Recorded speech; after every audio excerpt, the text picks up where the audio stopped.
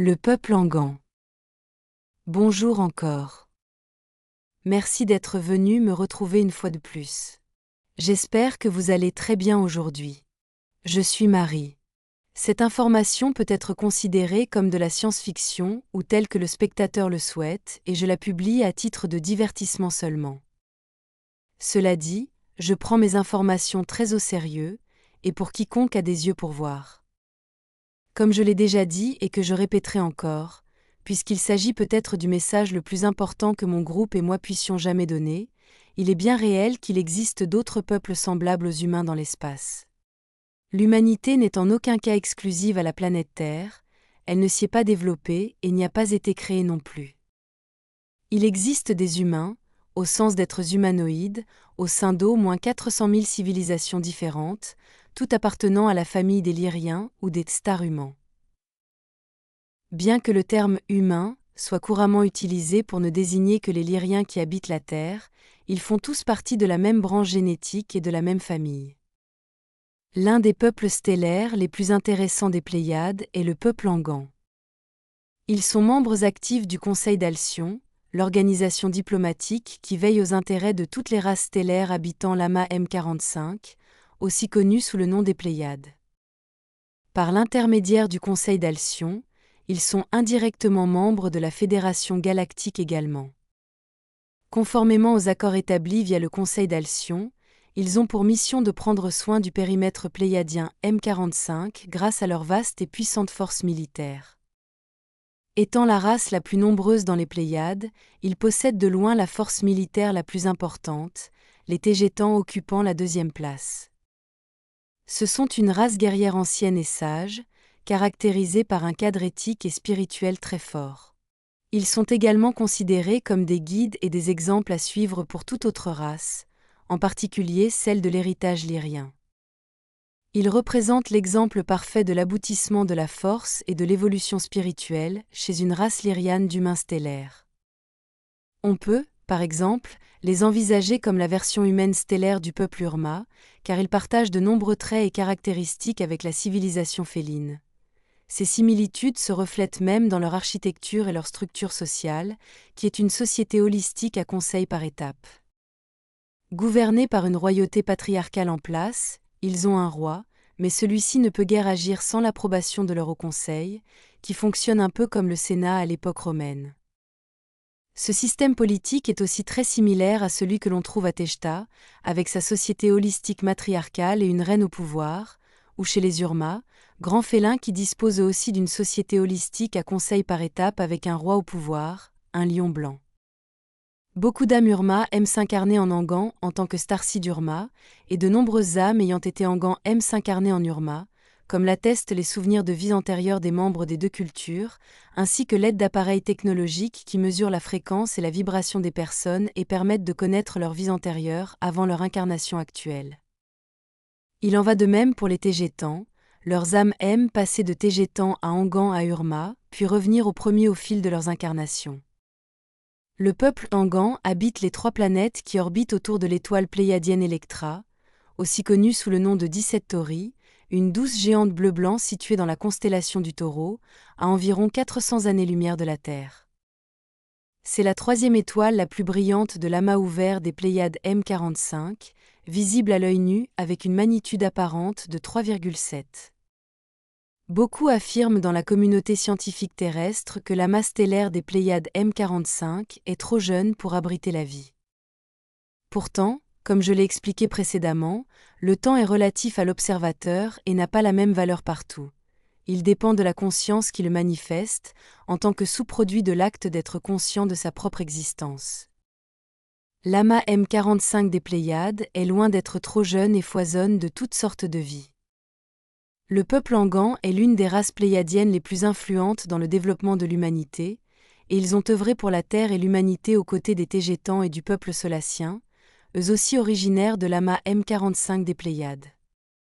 Le peuple Angan influence la culture terrestre depuis le début de la civilisation, pour reprendre l'expression, et est responsable de l'implantation de nombreuses idées et concepts associés à des dieux et déesses à apparence humaine ou humanoïde, comme ceux du panthéon grec, romain ou scandinave. Les Angans ont été pris pour des dieux et des déesses par les cultures anciennes sur Terre à cause de leur haute technologie et de leur capacité à implanter directement des concepts utiles chez l'humanité.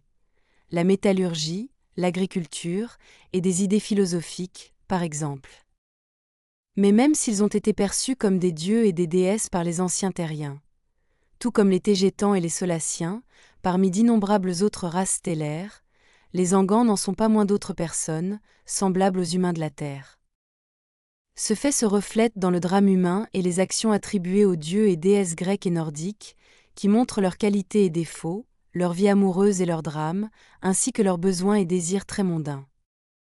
Le drame et les conséquences liées aux Angans se retrouvent clairement dans les sagas nordiques et vikings, ainsi que dans le folklore scandinave.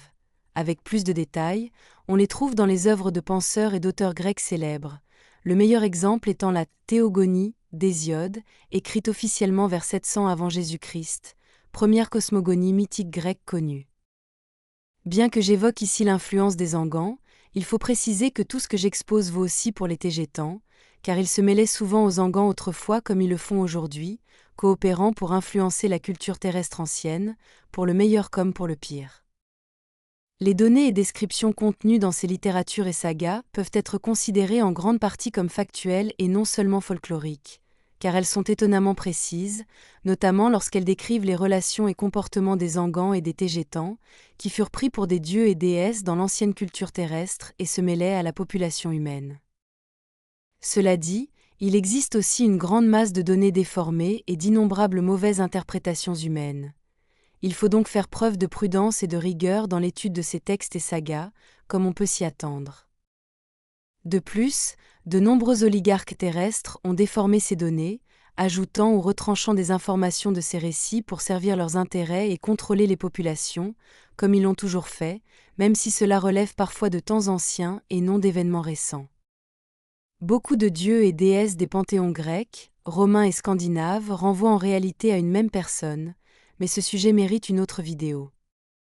Un exemple parfait est le dieu grec Zeus, qui est aussi Jupiter chez les Romains, Amon chez les Égyptiens, et qui apparaît aussi sous les traits d'Odin chez les Scandinaves.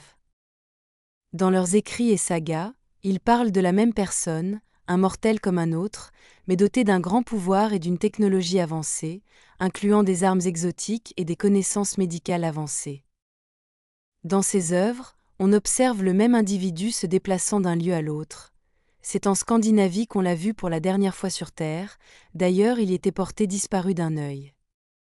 La région de la Terre où l'influence des Angans a été la plus marquée, peut-être parce qu'elle fut le dernier endroit de contact direct avec la population humaine, est la Scandinavie, notamment durant l'ère viking, officiellement datée de 793 à 1066.